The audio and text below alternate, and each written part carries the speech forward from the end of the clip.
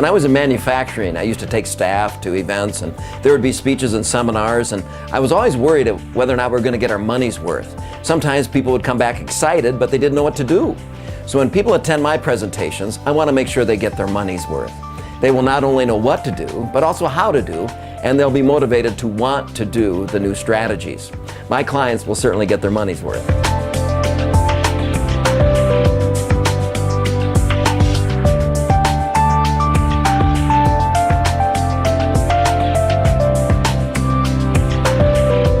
I customize every presentation. I have a long list of questions that I ask every meeting planner so I can tailor the content to meet the objectives of the event. Now, if you want people to change, you've got to sell these 4 Ps. A purpose. There's a good reason why. The status quo isn't cutting it. I mean, if you're a manager, if you're a supervisor, they're managing and supervise. People need to know. And then you got to make sure they picture or have a demonstration of or can see what it would be like if they did it differently. And then you got to make sure you have a plan. We'll follow up in a couple of days. We'll follow up in a couple of weeks. We'll follow up in a couple of months. Seems pretty well thought out. And that's the part they need to play. You sell those 4 Ps, people will follow you through fire.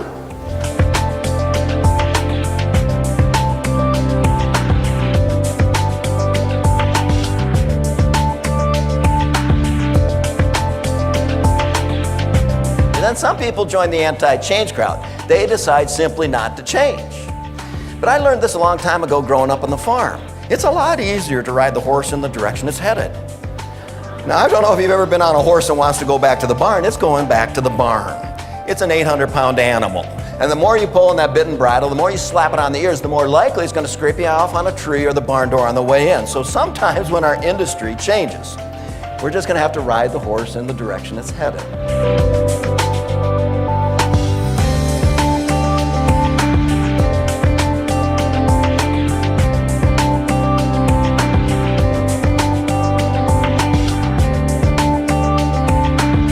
My presentations have relevant information. I deliver that information in a humorous way, and I want to make sure there's low-risk, interactive participation so people have the courage to put the ideas into practice when they get back to work.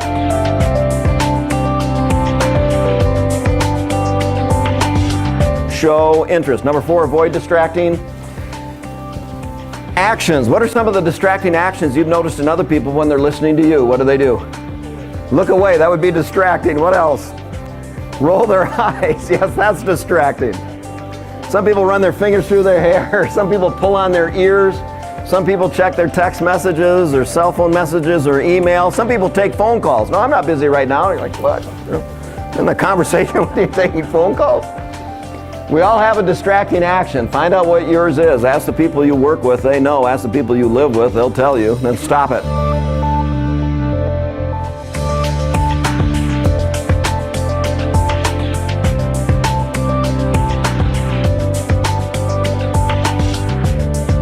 I have a couple of thousand books in my personal library. So when the meeting planners or my clients tell me what their challenges are, I go to work and dig through the research to find the most practical strategies that they can put into practice right away.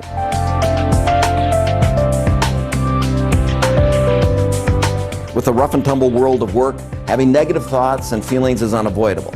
However, if we understand and expand our emotional intelligence capabilities, we'll be able to overcome the negative thoughts and feelings and learn to act in a way that reflects our values rather than what we are feeling at the moment.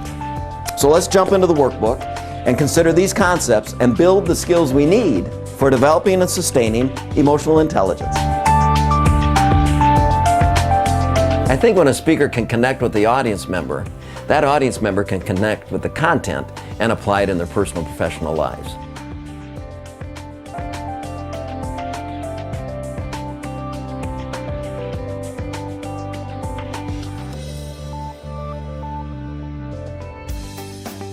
Spiritual fatigue, and that's a sense of hopelessness, helplessness, thoughts of escape, running away. You don't like your coworkers anymore, you don't like your clients anymore, you're sick of it. And I think the best way to tell you that spiritual fatigue is if you're watching one of those TV programs that has those stories about people that have run away to another part of the country for 5 or 10 years and none of their family and friends can find them, and as you're sitting there watching that show, you're wondering if you could do that, if you could just run away for 5 or 10 years. Just take cash, take all the cash you can find. Credit cards and checks are too easy to trace, just take the cash.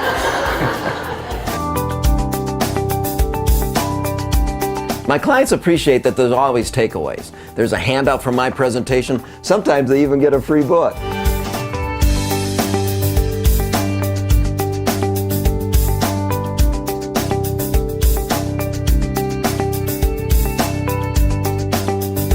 My style is that people laugh quite a bit and accidentally learn quite a bit. And I think that's a great way to spend a day. Often when I deliver this seminar, I ask some of my clients, especially if it's a breakout session, can I use my overhead projector and transparencies when I start? And they go, what? Can I start out with my overhead projector and transparencies? Why? Because you got to see the youngest two generations just squirm in their seats. They go, oh my God. He's trapped in the 80s. Man, that's a lot of fun. I start with the overhead transparencies. The older generations are going, must be pretty important. He made a transparency with that. Actually, his final statement about just being willing to open up and recognize that they're different than you are. And we actually had all 4 generations sitting at our table, so that was kind of cool.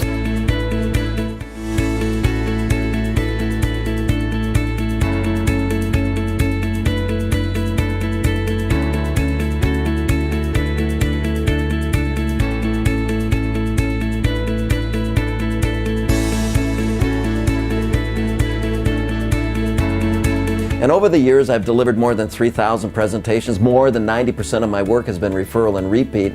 So something must be working. But I had a business mentor that told me, kid, if you owe the bank $50,000, you're in trouble. If you owe the bank $500,000, they're in trouble. So be careful when you pick your mentors.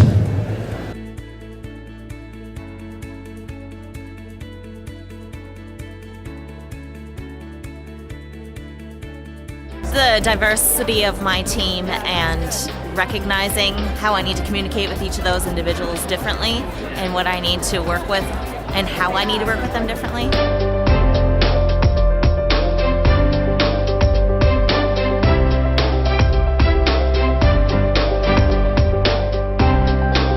I think the value that I provide my clients is that I have 2 goals that I must meet. One is to make sure they look really good.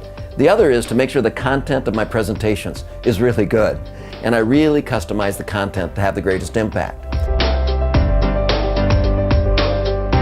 Change is kind of that surviving thing. Change happens overnight, it's immediate, it's situational, it's kind of mechanical. It's kind of like you have a new boss, there's a new policy, there's a new law, there's a new rule. The transition, though, is more personal, it's more internal, it's kind of the under-the-breath comments, it's the foot dragging, it's the apprehension, it's the anxiety, it's the frustration.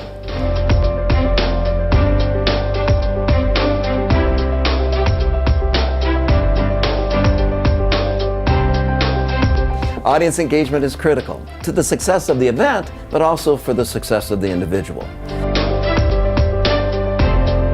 So what are some words that come to mind when you think of difficult people? Rude, argumentative, bad attitude, stubborn, disrespectful, loud, lazy, arrogant, conceited, mean, indecisive, non-listener, always right. Boss. Yeah, we can say boss. We're not going to name names, but we can say boss, sure. So it's a lot of fun, it's very interactive, people stay engaged, and the time just flies. Oh, he was great. I saw him last year when he did the bullies, jerks, and stuff, and then this generation one's really great. So he made us write 4 thank you notes. 1 to a family member, 1 to a friend, 1 to a co-worker, 1 to a volunteer. And then he asked this question: how close to the truth are they? Well, mine were very flattering, because I thought we were going to share them. Mine were very positive. Mine were almost lies.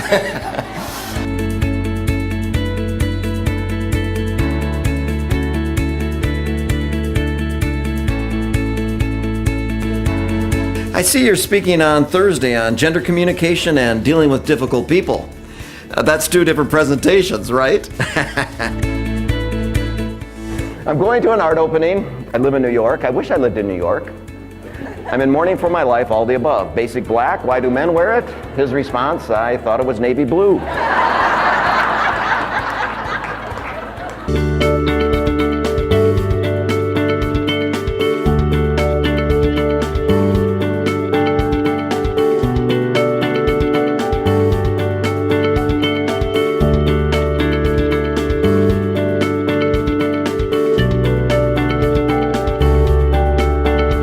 If I was an actor, I'd get paid to play a role. Guess what? At work, we get paid to play a role. Let's say I didn't make my living giving speeches and seminars, but let's say I made my living as an actor. And let's say this was a Shakespearean play, and I'm an actor in that play, but I don't want to do it today. I don't want to put on the little booties. I don't want to put on the tights. I don't want to put on the frilly shirt. I don't want to bound across stage. You've got $50 tied up in your ticket, and I'm on stage doing this.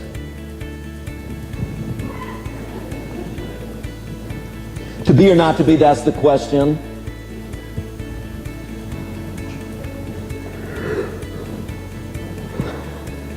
Where art thou? Would you feel like you got your money's worth? No, you demand your money back. If I was an actor, I'd get paid to play a role. Guess what? At work, you get paid to play a role. You know all the characters. Just giving you all your lines, all your stage directions. Now all you have to do is play your part.